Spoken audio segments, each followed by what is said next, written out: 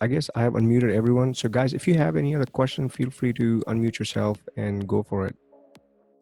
So this is Alicia.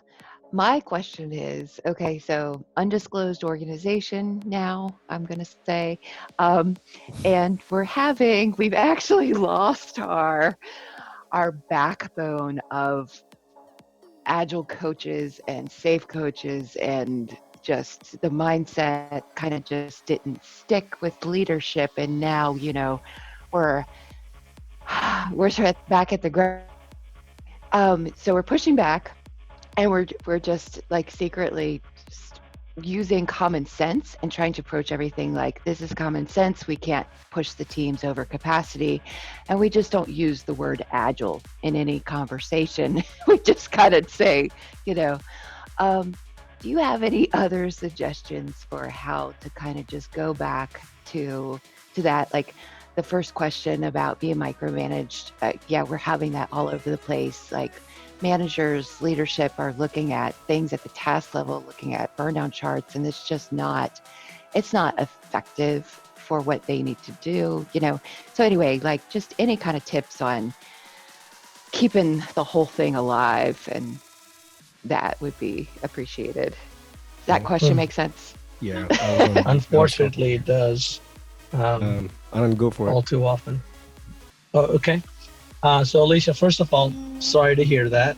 Um, but I think the important thing is, as a group, not to get divided into camps of somehow pure agilists versus these anti-agile or anti-pattern people. I don't think that helps anybody, and not to form camps, even though I guess it's very human nature to form tribes and fight. But kind of resist that, and try to bring people uh, into the conversation more, right? And if somehow the word agile is turned into some sort of a faux pas, uh, then fine. Then you don't have to use those words.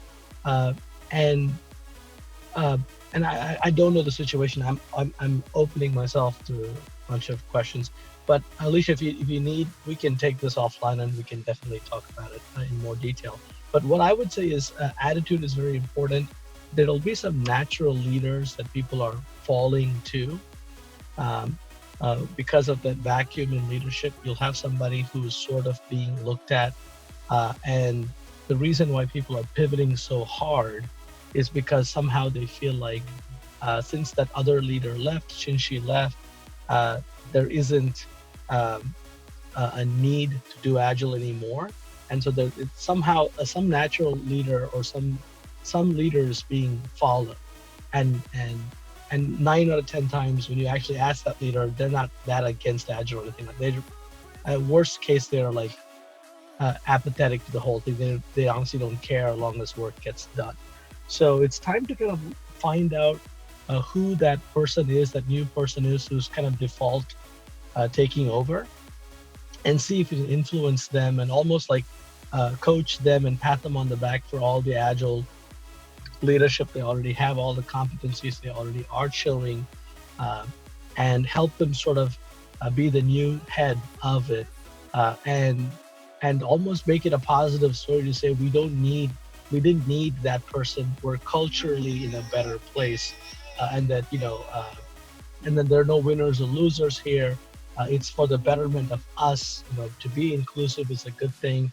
To be a group of problem solvers is a good thing, and not to be one against the other is a good thing, right? So you can kind of retell the story with a new flair, um, and try it that way. Now I know it's a very wishy-washy answer. I completely agree, but the one thing that I would say is, please don't get into into this camp of agile versus non-agile people, and all these waterfall people who are hiding in the hiding under the rocks have kind of come out again.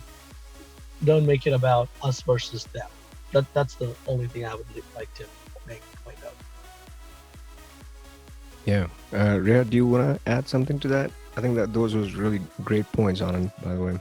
No, I completely agree on it. Made some great points, Alicia. I've been in this situation. I'm actually in a similar situation right now with my organization, this undisclosed name. essentially, one of the approaches which I've seen work is you have to have a community, and that's to maintain your sanity. When you are trying to coach up and you're trying to coach across and you're trying to coach down, it's important to have a community which supports you. Scrum Alliance, I don't know if you are already aware, I'm sure you must be, but Scrum Alliance has this great resource on Path to Coaching. It's professional coaching, it's nothing to do with Agile. And it's great. It's a great resource. I would say just create a cohort where you guys are meeting at least once or twice, once a week or once every 2 weeks, and going through those sessions or those videos as a group and trying to learn these new ways of coaching. Because I think collectively, between all of you who are left there, the onus is on your back to manage up. When it comes to managing up, one thing which I've seen in my experience is that there's always a problem the leadership is trying to solve. I always step back to empathy and try and understand what they are trying to accomplish by going so much into micromanagement. Usually it's organizations which are very scared. There's a layoff culture. There's a culture of not being accepting to change. There's a culture of a witch hunt. So is there anything they're trying to solve there? And that's something which I would try and approach as a coach, and just subtly coach them, not use Agile. The space I'm in, we're not allowed to use the word Agile either. I use the word, I call myself a lean change agent. There is no transformation, there is no Agile. There's words we use called change mindset. Just trying to find synonyms of the word which trigger people. That's helped. Showing progress has helped. Showing predictability on paper and why things work has helped, because that has not helped leadership come to the other way, but it has helped stories to reach the leadership. So if you have teams which are saying, hey, we're loving what we're seeing and we want to try this approach, or we want to go a certain way and we're loving what's happening, leadership tends to be more, or in my experience, they have tended to become more or less rigid in their approach towards being acceptable of change. So try and create that community and try and show progress, show iterated progress, and so that they can get to the point where they can trust the process. I think that's important. What we call it is immaterial, and that's what I tell people. It's agile. It's supposed to be flexible. We are supposed to be able to break rules and challenge the status quo and say, yes, I don't need to answer those 3 questions at the stand-up, or I don't want to just do a retrospective, I want to do a problem solve. So those are going to be some of the things which you will have to be accepting of, and that coaching module really helped me. I will tell you, try that. Hey, Alicia, can I? Is it okay if I add another quick minute? Rahul, is it okay? Yeah, go ahead. Yeah. So in situations like this, right, in these cultural pivot points, I've always found it very helpful, me in my own personal life, is to sort of go back and ask, what was our reason to go to Agile, right, or whatever it is? Why did we start this journey? And to sort of go back and ask the inner meaning why, and to say, is this, whatever we're doing now, is it faithful to the original why, right? And that's why I've actually, in some cases, I've actually pulled back from the transformations, because Agile itself did not do justice. Like it made it worse. And so, for example, where I am, our Agile transformation goals are to be faster, build it cheaper, and have the best work environment. So like, if I were to sort of boil it down, those were our 3 main sort of North Star things. And so whatever we do, we try to look back at that and say, is it making it faster? Is it making it cheaper to build? And are we enjoying it in the process? If any one of these 3 sort of rules are violated, then we reevaluate the process, tool, or method. Yeah. Alicia, did that help? Or is there something? It did. Good. It did a lot. I mean, I like what Anand said about it's important not to alienate people just because they haven't caught on yet and haven't seen the value of this new way of working. And then what Rhea said, it's important to also have that community without alienating people that like supports you and understands where you're coming from and that you can talk through with. Um, I guess for my part, and you're probably getting this, Rhea, like you just put it in different terms that are more palatable.